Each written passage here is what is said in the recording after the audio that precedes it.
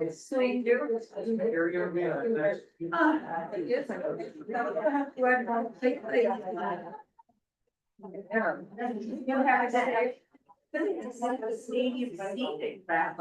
know. I have to say, I'm fine. I'm gonna need to put some also because it's a little. Does everyone, before we get started, who here doesn't, who here needs a printout? Me.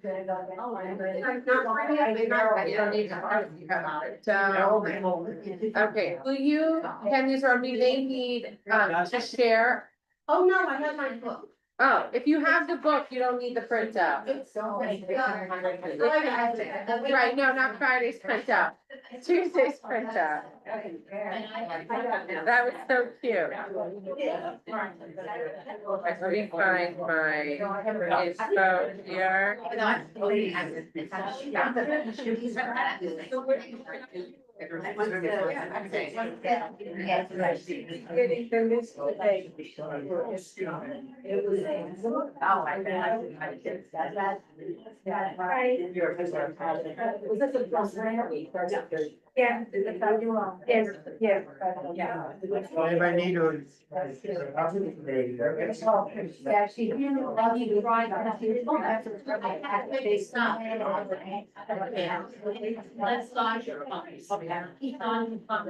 Anybody need to?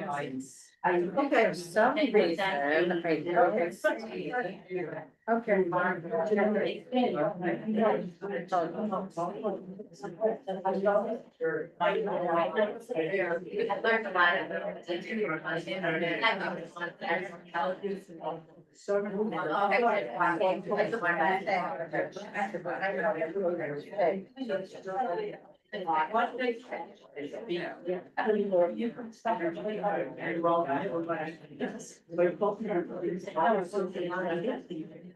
Yeah. First, okay.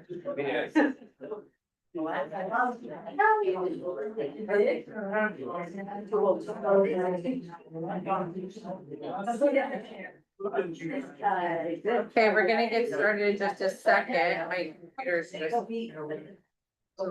acting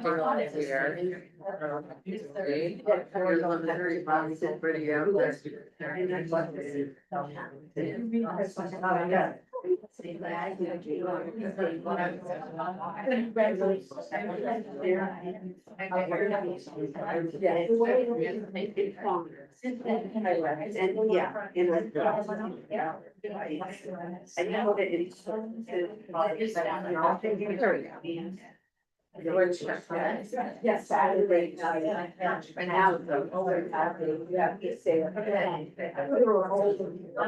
Okay, we are now ready.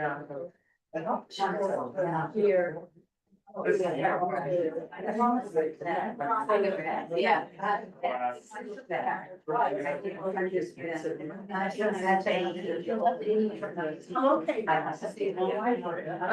Okay, how's everybody doing? Good? Okay, good, wonderful. So I just wanna remind where. Everyone have a packet? Got a flyer. Do we need to, we have the book? If you have the book, you don't need the packet. If you have, if you don't have a book, you need the packet.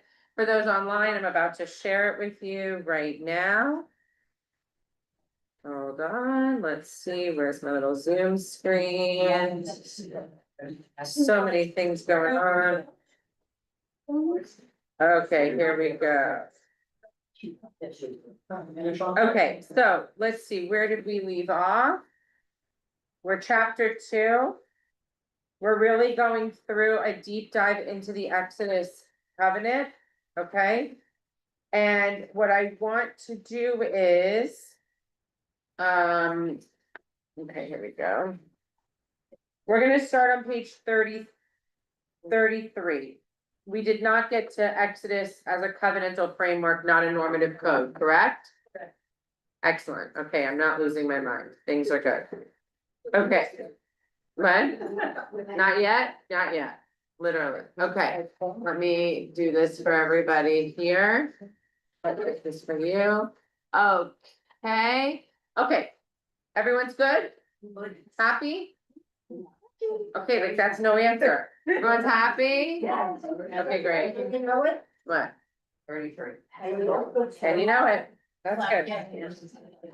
Okay, first of all, I'm so glad to see everybody around this table. This is amazing. What a wonderful way to spend the hour together as we are gonna continue our discussion as Exodus as a covenantal framework. We're still diving in and understanding what is the Exodus covenant as opposed to the Genesis covenant. What we will do next week is understand the synthesis of the two.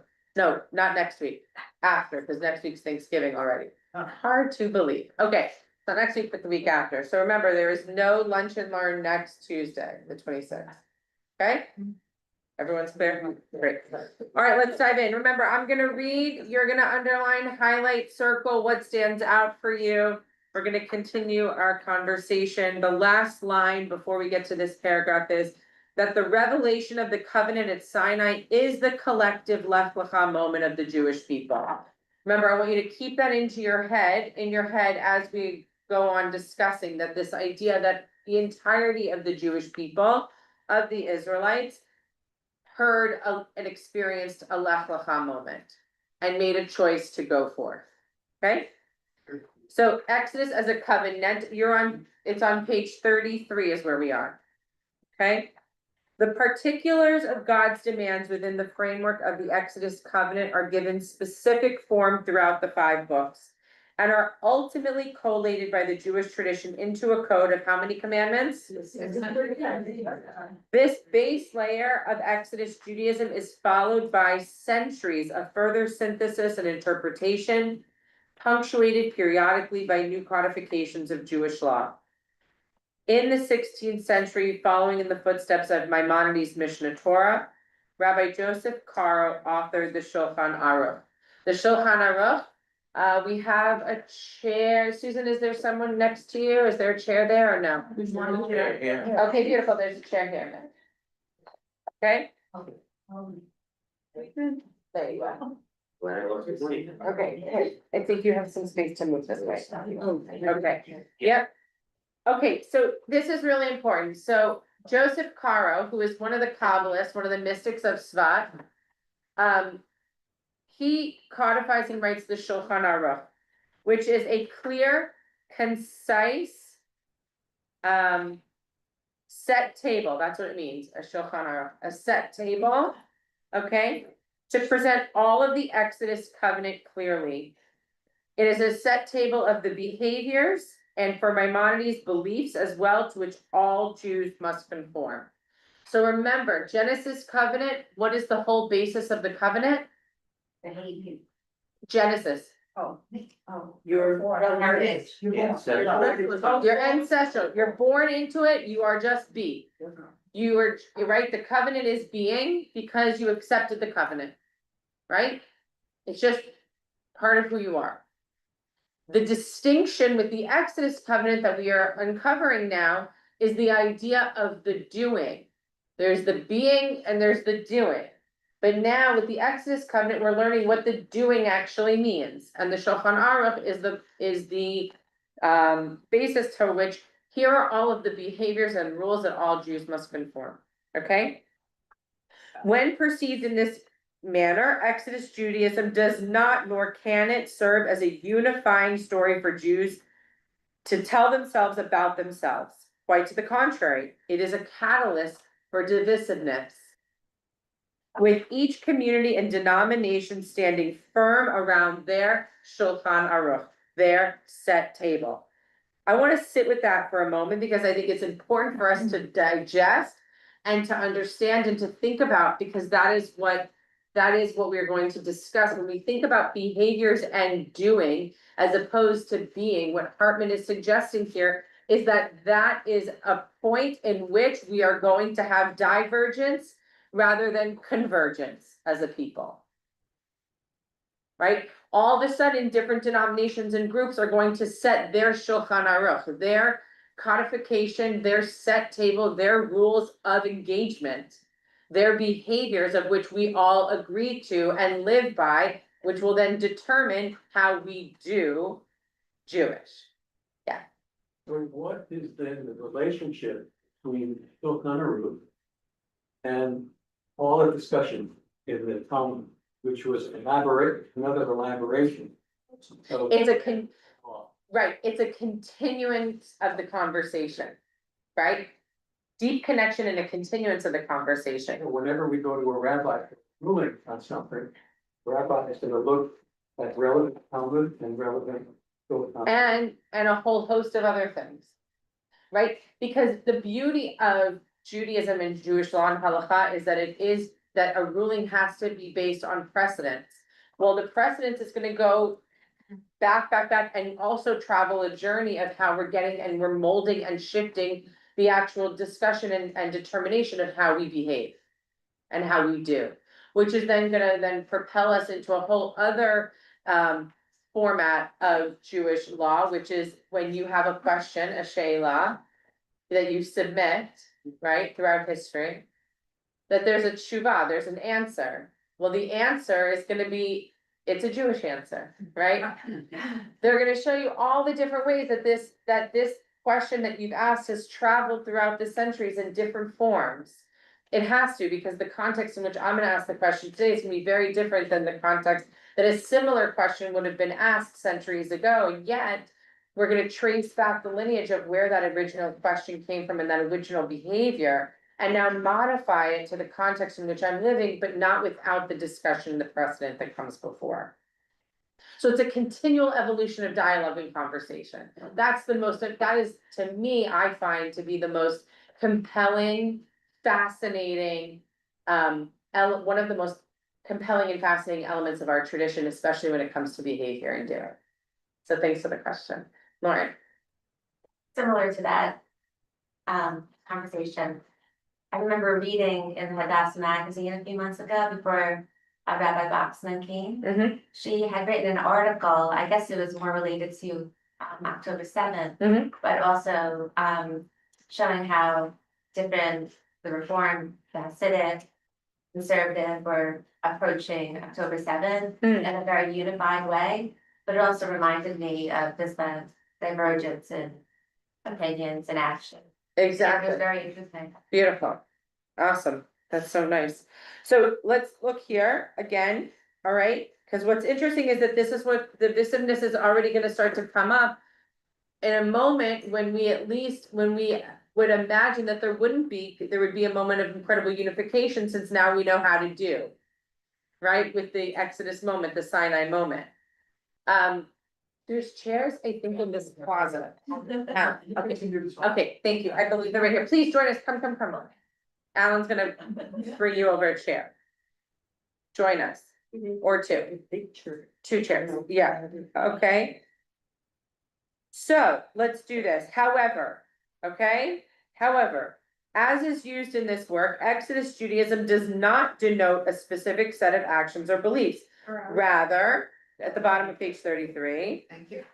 Rather, it carries the broader, more adaptive idea that to be in an Exodus covenantal relationship with God is to recognize that one is commanded and obligated, period. Wow. Right? Okay, so let's read that one more time. Yes. Okay? Exodus Judaism does not denote a specific set of actions or beliefs from Hartman's perspective. Rather, it carries the broader, more adaptive idea that to be in an Exodus covenantal relationship with God is to recognize that one is commanded and obligated, period. Why is that powerful? And why is that important to state? Think about where the people are as they enter first and foremost into this notion of a different covenant than the Genesis covenant. Say it one more time. The first thing that this of the Ten Commandments, thou shalt this, thou shalt not, thou shalt thou. Right, okay, so the Exodus covenant is giving them these thou shalt, right? So there's these shalls. Whereas prior to that moment, they don't know from the shalls. Okay, why else? Why is this also important? Yeah. I think it promotes cohesiveness of what they are in agreement of, or at least bound to, Mm, as opposed to going off, like it said here, divergent ways. so I think that's really interesting. I think, what's fascinating about that and why I think this line is so important to just stop and pause to say that it is the recognition.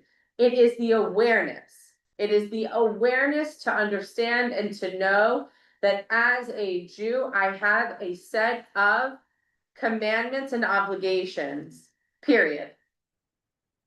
Right? Yeah. Like that's the suggestion. That's what that is what the text is stating here for us.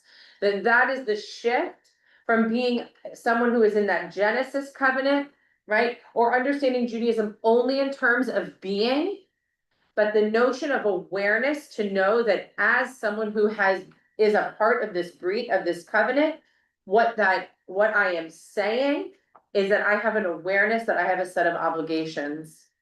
God, sorry, No, you don't have to say you're sorry. Right, to God. right. So that's what that covenant is. The covenantal relationship of God is that I am commanded and I'm obligated. Someone last time said the Naaseh B'nishma, I think it was Dory, right? Okay. So just, that's an important piece, right? So as as distinct from a Genesis consciousness,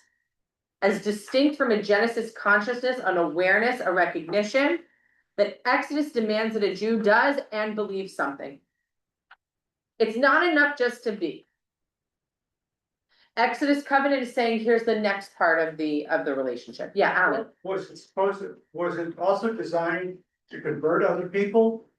Or in other words, you follow these things, then you can be part of us? No. I don't know if the framework is set up that way. I don't think that's the intent, no, because I don't think that's the intention. So what made you think of that? Was it supposed to bind, in other words, was it supposed to guide everyone, not just Jews? And if you did, then you'd be part of us. And that would be from Genesis. No, it'd be the opposite of Genesis because you wouldn't be born. But Exodus is doing, Exodus is doing, if you do, then you can be part of us. but Genesis is being accepted. But Genesis, I'm just saying, Genesis, if it was only Genesis, it's only Genesis. Right, then you can't, be okay, part. so that's, I thought you meant like, okay, so I understand what you're saying. Very interesting. That's a very interesting perspective to take. From a perspective of how does one, if they are compelled, if they have something within them that they want to join the Jewish people. Exodus offers an opportunity for them to do so, Right, as opposed to just the beat through the lineage. Okay, so that's very interesting. That's an interesting perspective to bring into it. Yeah, very interesting. The word responsibility keeps going in my head, so if you are responsible and will do it.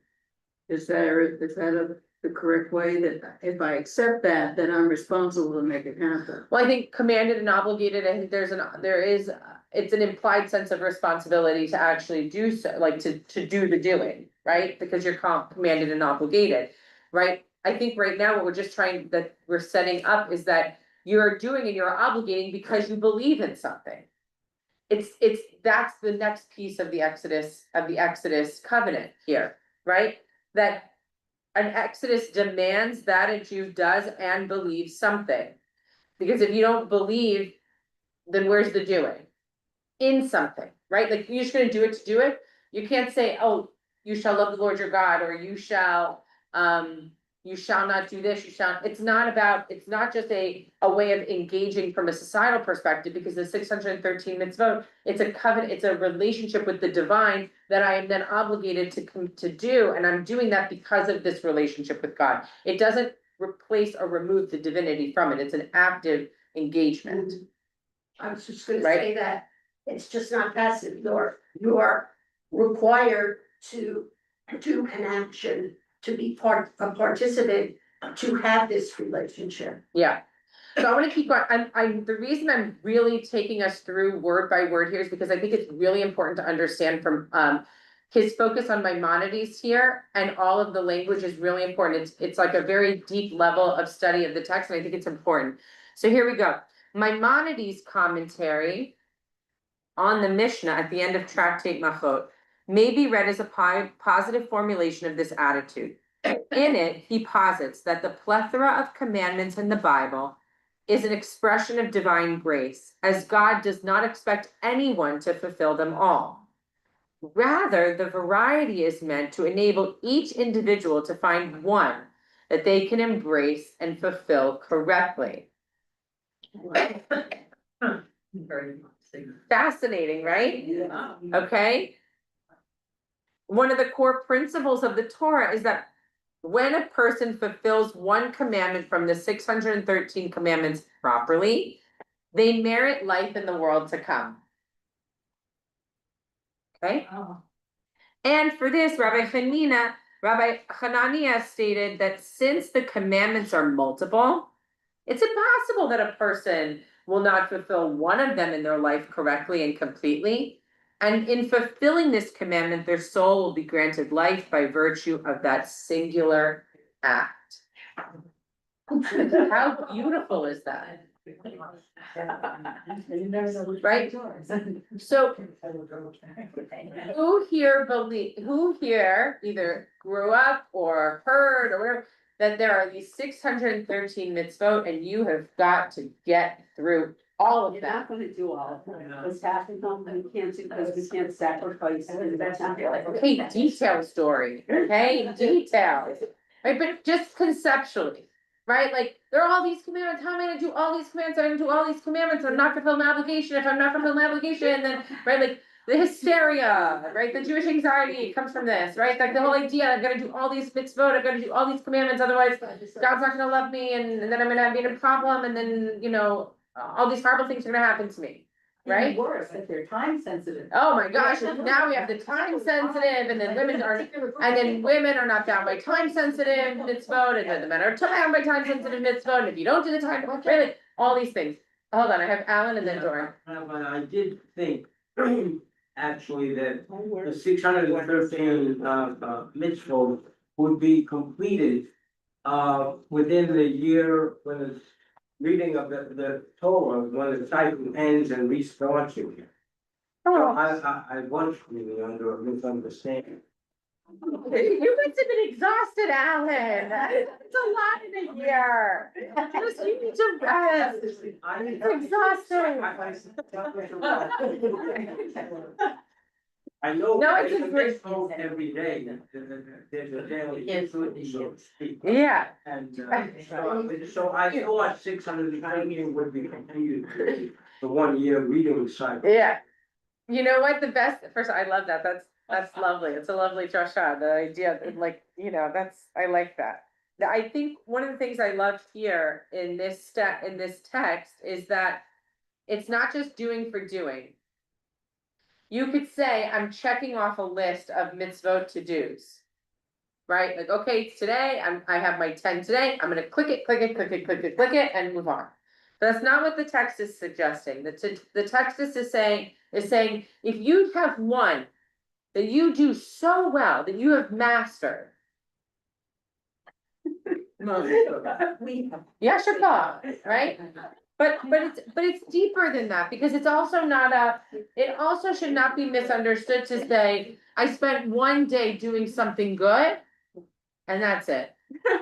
Right, like, I fulfilled my obligation and my responsibility, right? Because the daily living of the mitzvot, the daily living of the covenant also requires of us of certain things that happen continuously through the year. Right, it doesn't mean like, oh, today I did my mitzvah really well, I nailed it, I'm so good. I know Shabbat's coming this week, but I'm gonna blow that off, right? Oh, you know, Yom Kippur, I did my mitzvah this, right? That's not what it's suggesting. What it's suggesting is as a lifetime of true kavanah, of intentionality, of engagement, and understanding that you are still part of this ongoing evolving covenant. That in a relationship, you can have a great day in your relationship. You have like really lived like the ideal partner, spouse, friend, right? But that doesn't mean that now you check off the covenant, like that's it. No, right? Like it's a continuous growth.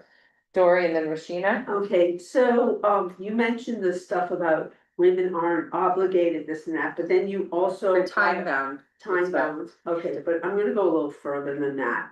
Both Caro and Maimonides stated that women are allowed, whether they have their periods or not, to touch and read from the Torah, both of them, okay? And I grew up at a certain time in a certain place where they were like, no, for your bat mitzvah, they've changed, but for your bat mitzvah, you can only do whatever on Friday night, and you can't read from the Torah. And originally, my thoughts about women of the law was like, listen, in Israel, they follow the rules as they should be. But the reality is, these two wonderful people, honored people, everyone quotes them from Chabad, everyone quotes them, stated that women are allowed to read the Torah and touch the Torah, because the words of the Torah cannot be made dirty or made dirty. Yeah, I'm just gonna say that. So my question is, and I know it's a very it's a heavy question. Why is it that all these people, and they always said, well, if it's this community, you do as your community. But clearly, these words can be found. Why is it that today in Israel, I know it's a policy thing, and it has to do more with, Who's in the government? You can yeah, say who's in the government, Okay, but not like, clearly. not the prime minister, I'm talking about, you No, build right, coalitions. who's in the government, who's right. But my question is, why can't they go back and say, look, these two honorable guys wrote this? Why are we still practicing crazy stuff that should never have been?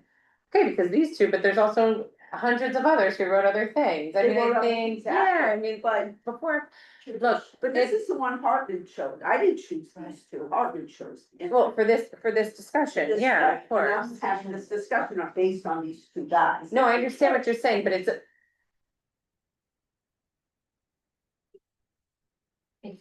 because when he writes in here that Exodus covenant should be a unifier, not a source of, that Exodus Judaism lends itself to divisiveness, what he's suggesting is exactly what you're articulating. Is that there are a number of voices throughout our tradition that can cite different texts and precedents, that otherwise we wouldn't have a Talmud. The Talmud, if you open up the Talmud, there's an array of voices, it's not just Rashi, right? It's an array of voices that can interpret and comment on a verse in multiple ways and can pull sources to substantiate their argument. Okay, so we have a number of different sects and groups, and you can't even say the Orthodox or the ultra Orthodox. It is it is a simplistic understanding of the complexity and the array of opinion and practice that it is within all communities. It's even hard to say in a Reformed synagogue, you do this. Think about that. Okay, and I'm But gonna this- say but this this about is- these two gentlemen, they're both or these Hassids, whatever you want, rabbis. They both come from Spanish, they were both expelled, right, from Spain, right? They Caro, both yeah, were. for sure, yeah. Yeah, and Maimonides. Maimonides and Caro, Middle East. yeah, they were European originally. And the second one is, I think they will have some flexibility that maybe some other people who didn't undergo that kind of experience are not gonna have. Potentially, but not, but I'm not saying they were the most flexible. I was gonna say, I mean, They're- when I think they're about out there. I wouldn't possibly use flexible for all of them, but. No, but as I'm their saying they're all opinions. their times, I mean, you know. Yeah, but you could also argue that for a tremendous amount of other scholars and commentators, because of the nature of why they're writing is because they're in expulsion and they're in exile anyway. Right. Most of them they're not writing within the land of Israel. They've all experienced, it's not just about experience, about the understanding, the interpretation of the text. And understanding the context in which they're living, which by the way shifts and changes based on also their experience with the other world. I mean, Maimonides is one of the ones who writes about how the reason, is a scientist. I mean, he also has scientific background. I mean, he has a worldview far beyond just a shtiebel. Like he has his notion of burial and why we bury. So, at a certain amount of time, he also argued that we should wait a little bit because what if they wake You know, like medicine at the time wasn't so, concise. Right. So is that if you bury too quickly, what if we bury someone who's not actually dead yet? Right, like there's lots of distinction and nuance, so I wanna be careful, I don't want it to make it seem so black and white, it is not, it is highly nuanced. Highly nuanced, and we can't make it, a comment on Maimonides or Caro just in these two sentences, because their work is highly nuanced and particular. So I just want us to be open-minded on that. We can focus on what it's saying here, which I think is really profound. It's the idea that the doing and what it means to be obligated and what it means to be commanded does not, from this point of view, from this text right now that we're studying, does not mean all 613 perfect. It's truly about understanding and digesting and internalizing what it actually means to be commanded. That's the shift. We weren't commanded prior to the Exodus moment at Sinai. There wasn't a thing. There was no notion of commanded or obligated or responsible. We heard a call, Lech Lecha. Avram and Sarai at the time went. And they taught their families and their children to be in this faith relationship by the nature of how they were brought into the world, born into the world. It wasn't until the moment at Sinai that then that evolution shifts and changes, that being is one aspect, and the doing and the behaviors as a means of being commanded and obligated are the next phase and evolution of what it means to be Jewish. Oh, Yeah, like I was thinking in the Shema, where it says you should love your Lord, yeah. That was, right, yeah, like what you're talking about. right, and that you shall love the Lord your God. As a command, well, I don't know, I guess it is kind of a commandment, I guess. It's a definite commandment. Yeah. It's a commandment. Okay, it's important, it's commanded to love. Oh, yes, Mitch, go ahead. No, it's okay. It's not okay. 613, are they rated in importance? No, it's a great question. It's a great question if you're gonna number it right. Number one. There's a big 10. What'd you say? There's a big 10. There's the big 10. Not necessarily, but there's also ones that you can actually fulfill now and you can't fulfill, but it's not, that's just. How it's written. Nothing's arbitrary per se, but it's not necessarily like a chronological order of that type of thing. It's you do that, right? Like, is there a priority set? I mean, I don't see it in that way, but like, I think the idea that they are there, there's rule, this is what we're gonna get to. It's the idea of rules of engagement. There's a bracha to say before you eat certain things. There's a bracha to say when you see a rainbow. You fulfill those, you engage, that's part of what it means to live Jewishly, to do, right? Part of the behaviors. Is one bracha more important than the other? No, it's a bracha. It's important to do it, right? The kavanah is what actually, there are certain prayers that you can say, that if you don't say it with the kavanah, it's as if you haven't said it, right? Okay, so the intentionality is highly important. It is important. So that's a distinction. Is it the order of them? No, but it's the way that we engage with them that is important. Does that make sense? Okay, Then I have a Yeah. general question. So sometimes as a community, don't we need to, maybe it's just a rhetorical question, encourage each other to do mitzvah? Or I'm does sorry. that take away from the intentionality, like a No. little encouragement? yeah, I think that's great. Thank you. It's my job. No. No, like, for instance, if you're not, sometimes you might not feel like doing something, but you know that's a mitzvah and you might be letting down somebody else. But you get encouragement. Does that take away somebody's kavanah? Oh, it's beautiful. That's the community's on that. You know what, I think that's really interesting. I don't know if it's, so give me a little bit insight as to why you're asking the question. Yeah, I guess it's personal. For instance, I didn't really feel like lighting the menorah, maybe last year or the year before. But somebody close in to me said, "Oh, come on, just light the menorah. Just come on." But I knew it was the right thing to do. for me, it's something I've always done. But, I just didn't have that, intentionality, but I did it. Am I glad I did it? Yeah, I'm probably glad. But I think my intentionality more had to do with, I didn't want to let other people down. It's called Jewish guilt. Yeah, no, but I think, Yeah. you know, what, I think that's, does that take away from the mitzvah of lighting the menorah? You lit the menorah, right? But I think that's the spiritual pursuit of it. Right, so it's, the spiritual pursuit of it is what's meaningful and meaning that.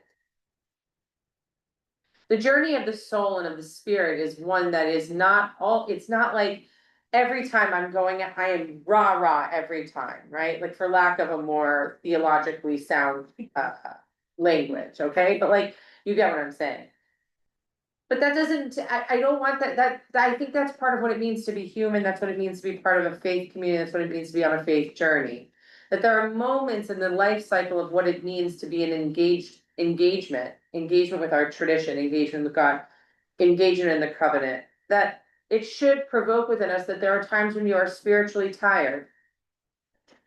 Having the awareness of that and having the recognition to even say to yourself, there's something that I'm feeling where I feel like my soul is tired, my spirit is tired. That is part of the recognition, that to know that you're on that journey and in that relationship is to stop and say, what can fill me? What can re-energize me? What can I do to enliven that spirit, that soulful spark once again within me? I'm tired, I'm spiritually drained. If you've never felt spiritually drained before, I wanna know you. I wanna know your spiritual routine. I want you to know that it's not just important, it's powerful, and it's means that you are engaged in a tradition, and in our tradition that encourages to know. And there are moments when you are totally tuned in, and you can tell your kavanah, your intentionality is on high fumes. And there are moments when there is a spiritual draining, when you need that nourishment, that fulfillment, right? And that's how we find it. We find it in a Beit Midrash, we find it in a synagogue, we find it on our own, like, we find it in community, we find it in the friend to say, come on, let's light the menorah, right? That's the spark sharing. That's why we have a shamash. The candles could light themselves, but there's a shamash for a reason. To know that we need that extra attention to help light the other candles. There's always that. That's why we're in community. It's not a faith of one. Okay, let's. I would also answer that, right? Yes. That is, to me, it's not linear. Hold on, wait, Robin has something to add. It's like. Hold on, my friends, emotional my growth, friends. Not linear, and I think the same thing with spiritual growth and spiritual journey, it's not linear, so sometimes you're here, sometimes you're there, and sometimes you're here. Mhm. Yes, okay, Marcia, then Maddie, and then we're going to the actual text. Is that an example, Lauren, forgive me, is that an example of if they're not being fulfilled correctly? No, did you like the candles? Did you use the shamus? Doesn't matter. She lit Doesn't the- matter, no. And I had others help me. Catch. All right. Sometimes I think things don't happen, as an accident or just a coincidence. I believe there is a synchronicity around.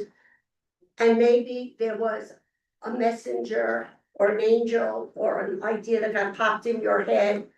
And I think it's part of the divine presence to let you know and give you that little bolster. But because we have free will, you chose to do it. So in a way, it's, oh yeah. Okay. And it's just following along. So it's not, I don't think it's an accident that, I would personally look at it as somebody telling me you should. But I would look at it as, oh, there's not a coincidence, it happens and You it made me needed think it. twice. Good. I like that. Rabbi Schloss. All right, here we go. I love it. Okay. Bottom of page 34, we're gonna literally go through and trace the evolution of even where this conversation came from in your perspectives. Are you ready? If you will obey me faithfully. That's the conditional covenant, okay? Within this broad framework of potentiality, a number of core features distinguish Exodus from Genesis. The first is the redefinition of the notion of chosenness as conditional upon the fulfillment of God's commandments. For the Genesis Jew, chosenness is what? Inherited, unearned, and inscrutable, status hidden within the infinite will and wisdom of the divine. Antithetically, in the Exodus covenant, chosenness is not bestowed, but a responsibility and an insistent claim to be realized. I want to pause there, okay? Because when we hear the term chosen or chosenness, what do we usually hear, or what is it followed up by? Okay, so internally, the question is, why? Okay, internally. It's also a term that is placed on us, Special. right? So if it's looking from the outside in, it's, oh, they're, special. They're chosen by special. What else? How else has it been used? It's been used for both positive and negative. It's been used to bolster sort of these claims that, oh, they think they're unique, oh, they think they're special, they're chosen by God, right? It also, oh, well, we're chosen by God, so I'm set, right? Okay? Here, what it's saying to us, though, is that chosenness is conditional on the fulfillment of God's commandments, meaning what? You have to do mitzvah in order to be chosen. It's not inherited from the Exodus covenant, right? Here's another distinguisher, okay, that's important, that it's not just inherited, this notion, okay? It is earned. Yeah, there's the rules, it's conditional upon fulfillment of these things. For the Genesis Jew, okay, right, it's inherent. To be chosen means to be selected for something, not as something. That's beautiful. Okay, so let's listen to be chosen means to be selected for something, not as something. In this paradigm, a covenantal partnership with God is not simply a permanent function of the past election of Abraham, but a variable status that must continually be established and re-established by one's actions in the present. Okay? Tara says, chosen to me is equated with the people being tasked with big responsibility. Okay? Right. Wait, So, 1 second, because the action part, I think, is maybe the most important part, say it. because it's action. Uh-huh. Not just thinking about it, not just talking about it, but it's what you do. Right. That takes a lot. Exactly right. But we as an individual, as part of this people, are continually choosing, because we have to choose to continually do, to what? Fulfill the obligations and the responsibilities of being in this covenant, right? Continual choice. Right? So it's not just chosenness as a label as to who we are, but it's the why is that I'm continuously choosing to do. All right, and the actions, and it's reestablished, meaning it's evolving, it's an evolution, it's passed down, it's not inherited, but it's a continual choosing that each generation must do. Okay?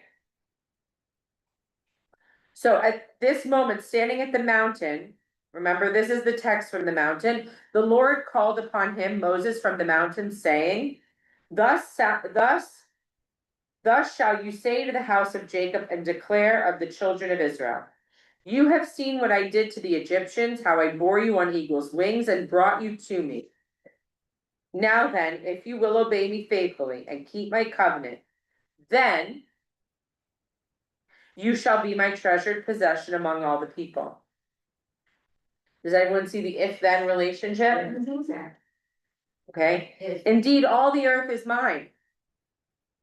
But you shall be to me a kingdom of priests and a holy nation. These are the words that you shall speak to the children of Israel. If we just look at this paragraph here, What is this setting up for us? The Shema. How so? If you keep the commandments, things will be good, and if you don't, things may not, it may not be good. Right, so there's this notion of blessing and curse, reward and punishment, right? If and then, beautiful, okay? If you obey me, then you'll be my treasured possession among the people, okay? It's a clear quid pro quo, but also a redefinition of the divine covenant itself as reciprocal. Only in exchange for doing, if the people keep and obey, will God keep the divine side of the covenant and single out the Jews as a treasured possession, a kingdom of priests and a holy nation. It is not just the responsibility and obligation of the people. The covenant works both ways, right? I'm gonna bring something in from left field, so forgive me for this one, I really, sorry. You have to apologize. I am sorry. Oh, I can't wait to hear. I think of the Holocaust and how many very religious, really sadducs were murdered. And these are people that were following the covenant. And that's, where was that in this equation? I'm So- sorry for that one. No, you don't have to apologize because he is gonna get to that. I'm gonna let's talk through Hartman's words. I think it's, that is ultimately where the whole question that comes up about, why do good things happen to, why do bad things happen to good people? Right? It's, that's where that stems from, that same type of a question, right? Which we will get to because we are gonna evolve in our theology. And remember, we are focused right now here from a biblical Torah-itic theology on these questions, but we will, and I wanna leave it, I'm not dismissing it, I'm actually saying we're gonna spend much more time than I can give it time now for. Okay, but we are gonna address it, Anita. Before the Holocaust, it was Job. But, I mean, So, Job and then, yes, right, yeah, so this is. It isn't really a quid pro quo of all things. So the question I would ask is why? well, when you say Job is not, Because Job was a righteous man. right.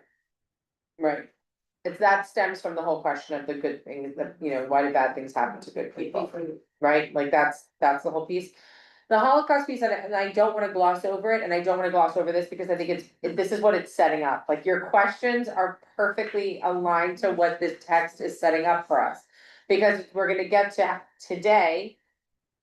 But we have to first set up what the covenant is, so, but the beauty of what you're doing is you're doing exactly what I would hope you to be doing as students of the text. Is these are the questions that should now be rising up for you when we get to the covenant, the Exodus covenant. These weren't here in the Genesis covenant, were they, these questions? No, that's why this is beautiful, so you're totally right on target where your thoughts are. I wanna give it the time in the context. Right now, we're still establishing what is this Exodus covenant and what is this conditional covenant?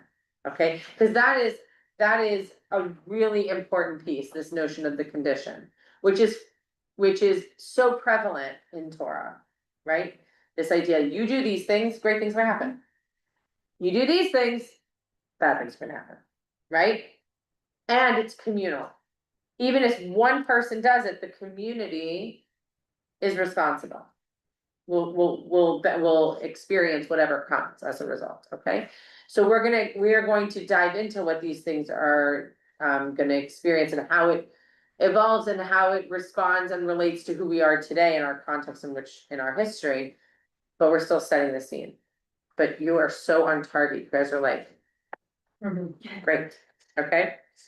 Hold on, just for a second, has anyone here read Shalom Auslander? Oh, yeah, he's a liar, Okay, but his name, just the diatribe on his name itself. yeah, I'm gonna take anything from his homework and crumple it up and throw it out, because it has the. because it has God's name on it. Yeah. So if you haven't read Shalom Auslander, his book is Foreskin's Lament. It is the Foreskin's Lament. It is, you will laugh hysterically, but you will cry deeply. It is, I mean, like, I would do a whole class, it is so amazing. He's really fascinating, he's an amazing author. But what comes through from the text is exactly him growing up, wrestling in a very traditional environment, totally scarred by the Exodus covenant. But deeply, his whole understanding and trying to find himself and creating for himself an opportunity and a space to actually distance enough so that he could find out who he was. Because everything is so prescribed. And the idea that every single action, God is watching every single action. And how that from a spiritual, mental lens, how that defines and charts your course is, you can read in everything that he writes, it is so deeply painful. And then also so deeply powerful and hilarious, because the way he writes is he's hysterical, but you see the trauma, but also the beauty. It's just, it's amazing. Like, you will really be, it's so, it's not big, it's a man, like, you'll swallow it up in 1 second. It's just beautiful. Four Skins Lament, Lament. You'll know why when you read it. Okay, all right. So we have 10 minutes. Did someone just say, ah? Okay, We're not gonna finish the book. yes, we are, because we had to spend this 2 sessions on the first 2 chapters. Then I'm gonna choose the different chapters based on how I heard you all. Which chapters we will dive into, but we had to do the first 2 this way, because otherwise you're just getting a gloss and glossing over the foundational elements. You can't really have meaningful conversation about the other chapters until we have the foundation of the first 2. So these 2 were important to get us to the place of understanding the Genesis and the Exodus covenant. And then I will intentionally choose for the other ones, the chapters that we will read. I have a plan, guys. Come on. I have a plan for you. It'll be the first time we ever finished it. What? What? It'll be the first time we ever finished anything. In life or just in lunch? In general. Okay, all right, good. So here's what we're gonna do. Page 36, double high. We're finishing on double high. Okay, so a series of blessings and curses in Leviticus paint the conditionality of the covenant in vivid terms. Here's where you're gonna hear the fullness of the conditional covenant, okay? If you follow my decrees and are careful to obey my commandments, I will send you rain in its season, and the ground will yield its crops, and the trees and their fruit. Your threshing will continue until grape harvest, and the grape harvest will continue until planting. You will eat all the food, and you will want to live in safety of your land. But if you will not listen to me and carry out all these commands, and if you reject my decrees and abhor my laws and fail to carry out all my commands and so violate my covenant, then I will do this to you. I will bring on you sudden terror, wasting diseases and fever that will destroy your sight and sap your strength. You will plant seed in vain because your enemies will eat it. I will set my face against you so that you will be defeated by your enemies.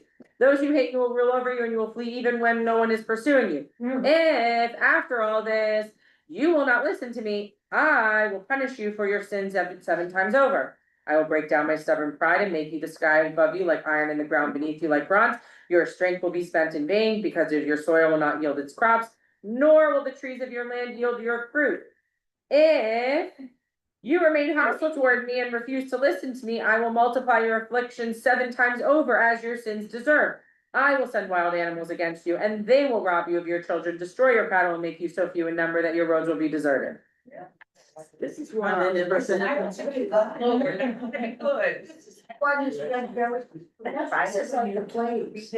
While we retain our national identity as the house of Jacob and the children of Israel, we can no longer expect to be showered with divine blessing as an inherited birthright.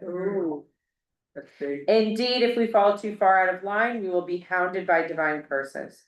Furthermore, our Jewishness is no longer solely a passively inherited characterization of who we are. Exodus Judaism casts Jewish identity as a mission. The prophet Isaiah defines the nature of that mission with majestic precision. In the name of God, my witnesses are you, declares the Lord.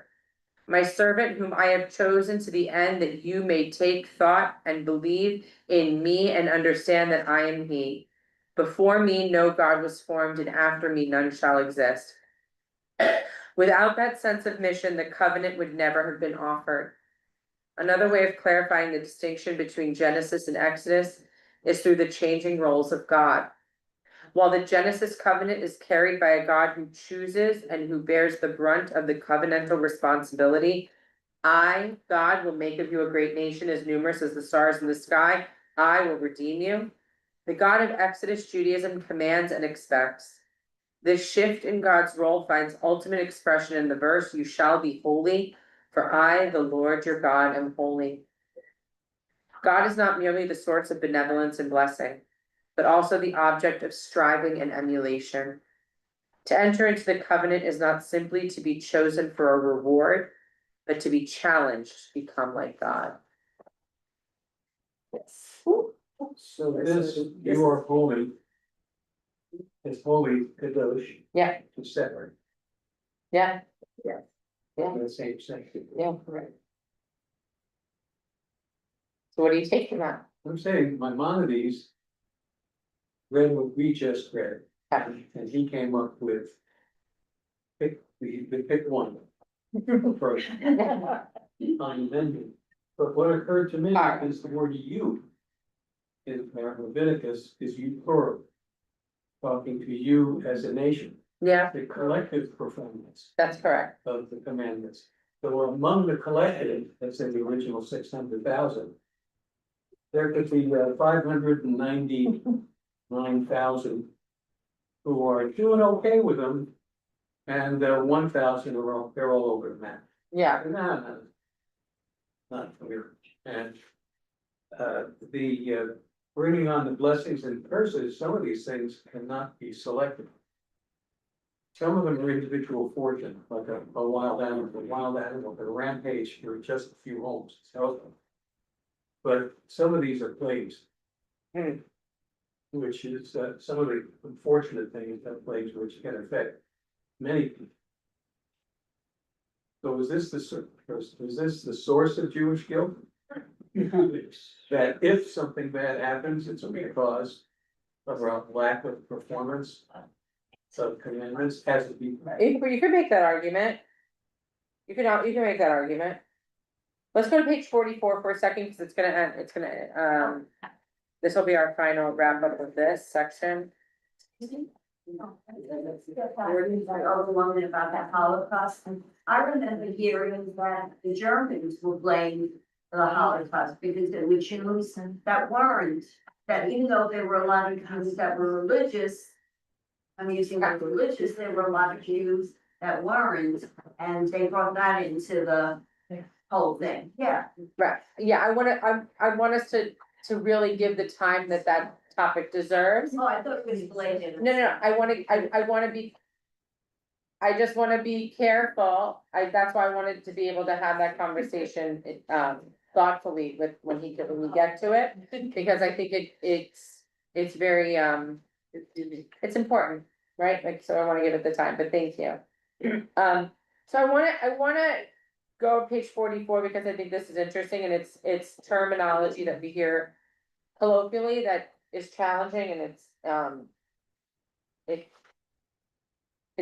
something that I think stems from this, and I want us to look at it for a second.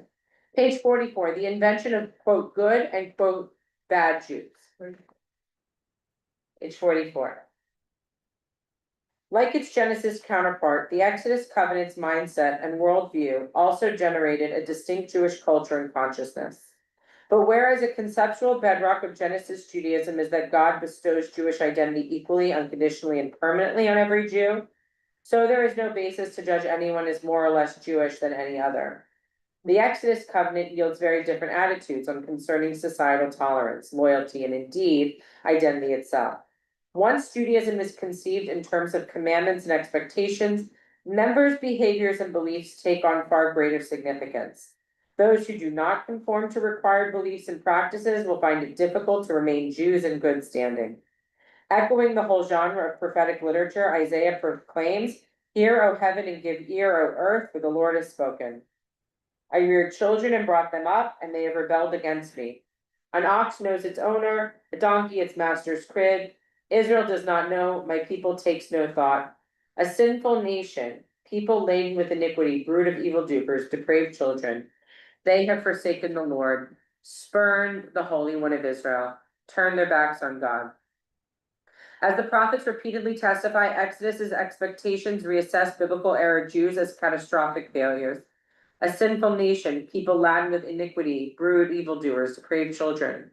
Through an Exodus lens, Genesis Jews were bad Jews, Jews who failed at even their most minimal responsibilities. A later model of this Exodus centeredness is Consequences is found in one of Maimonides' most famous and influential theological essays, where he advocates that Judaism be defined almost exclusively through an Exodus lens, codifying 13 core principles of faith, which he insisted define the essence of the Exodus covenant. 1. Believing in the existence of the Creator, the uniqueness of God, denying the corporeality of God, recognizing both the primacy of God and the fact that God is eternal. Understanding that God alone is worthy of worship, accepting prophecy, believing in the prophecy and the unique status of prophecy of Moses. The Torah is divine. The Torah is a direct replicate of the word of God. That God is aware of human behavior. God rewards the righteous. There will be a messianic era, and there are times where there will be resurrection of the dead. For Maimonides, these core principles of faith upon which Judaism is founded are also the gateway through which all Jews become Jews. And when an individual believes in these principles and their truth is clarified, then he enters into Israel, and we are commanded to love and have compassion and treat him in all the ways that God commanded a human being to treat them, with love and compassion. So I want us to just take this for a second. I want you to take your pages home, because in order for us to bring this full circle, I want you to finish up this section, okay? Because what we are doing here is that the covenants of Genesis and Exodus evolve in parallel throughout the Bible. It says the blessing of a Jewish identity unbound and unbothered by any sense of commandedness, a relationship rooted in God's grace where Jews are not classified as sinners or non-sinners and are responsible for each other as a result of a story of shared ethnicity, abides hand in hand with the challenge of a Jewish identity predicated on choosing to be worthy to walk with God. In the totality of the biblical story, both modes of covenantal relationships with God and the Jewish people have critical roles to play. And that is the Bible's real answer to who are the Jews. That both of these covenantal relationships, that the interplay of being and doing, of inherited and action and responsibility and obligation, live simultaneously and are acting in parallel with one another. This continuous stream that's living simultaneously that we have to reconcile and understand in order to understand from the biblical perspective that these two covenantal relationships are the answer to who are the Jews from the biblical lens. We're going to then take this after Thanksgiving and we're going to explore how this relates to our own lives, and through different topics, we're going to go through the book and we are going to focus on much more on circumstance and on periods of time. So Israel, we're gonna do Israel's relationship with world Jewry. Right, we're gonna understand the relationship with North American and Israel relationship through this lens and track and trace those relationships and those understandings of who the Jews are and then who we can become through this lens. Okay? Thank You guys are amazing. Just keep reading. Keep reading. Do you have any more of the books? Everyone